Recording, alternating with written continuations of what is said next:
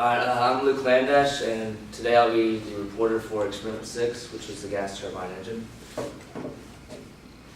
Just briefly, some of our objectives that I want to go over was to put a lot of the turbine and generator properties in a graph versus time. This included the inlet and outlet temperatures and pressures for the compressor, turbine, and combustor. I also need to find the enthalpy values at the highest rotational speeds of the engine. This was at 70,000 RPM. And then from there, use that information to get the specific work for each of the components. And then lastly, we'll look at the behavior of the generator when affecting the excitation load. Just a very brief general overview again, just kind of refresh everyone's memory. This is our turbine jet engine. On the left side is your typical turbine, made of 3 components: compressor, combustor, and a turbine. On the back end you have a free wheel labeled turbine 2, which then powers the electric alternator, giving you energy. So firstly, looking at the compressor, I guess before I go into that, we ran it at 4 different speeds. We ran 40,000, 50,000, 60,000, and 70,000. So if you look left to right, that's what it goes from. It goes 40,000 all the way to the left to 80,000, or 70,000. For the compressor, the inlet temperature versus the outlet, you saw a max temperature difference of about 110 degrees Celsius, which is what you kind of expect in a compressor. And that there's also a change in pressure of 21 psi gauge from inlet to outlet, which is exactly what you expect the compressor to do, increase the pressure. You notice that the difference gets sharper as you get to higher speeds for the temperatures, because they have been running by 3 to 5 minutes by this time, so you have a lot of thermal energy there, creates a lot of heat.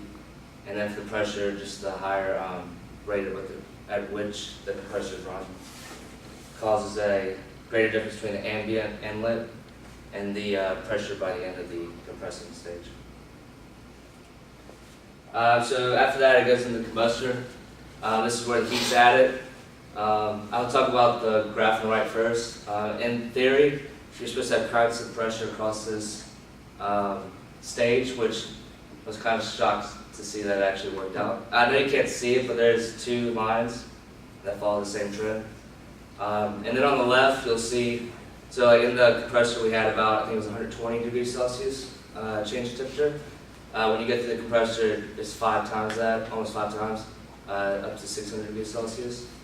And that's exactly where the heat's supposed to be added, so it makes sense that you did have such a great increase in temperature there. For the turbine 1, that's just the one that's on the turbine engine itself, on the left side of the device. You'll see that the temperature for the inlet and outlet stays pretty consistent. There's not really great deviation in it.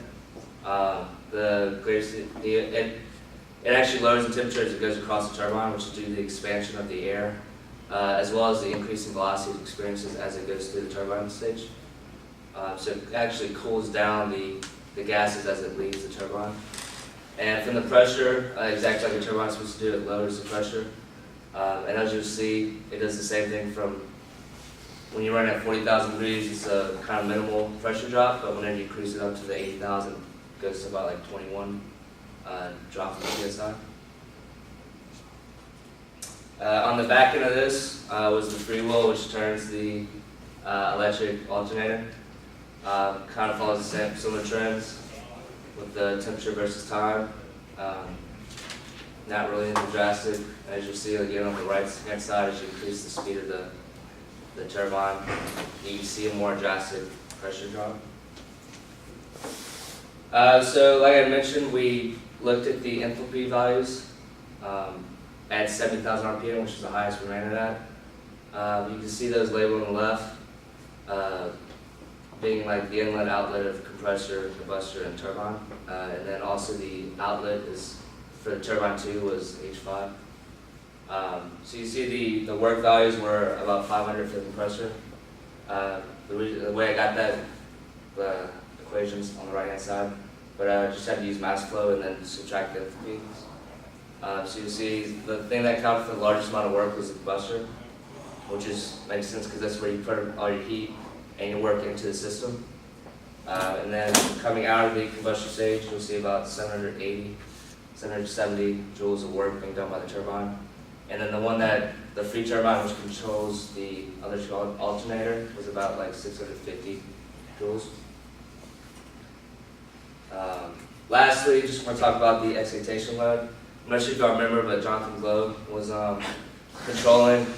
He had it pinned for the first half of the experiment, and then he had to slowly ramp it up or decrease the excitation load. And whenever you do that, so it actually kind of goes backwards, but it started right here at the pin value, and then as he kept going, and once he got to about like 4 voltage, that's when it starts to exponentially increase, and that's when you have to get really touchy with it, make sure it didn't boom too quickly. But as you see, for both the power generated by the generator as well as the rate at which the generator is moving, it drastically increases once you get past that 4 voltage excitation load, which is exactly what we expected from lab manual. Conclusions, all the values, I haven't really had any trouble with any of that. They just all were in line with the expected results. Any questions?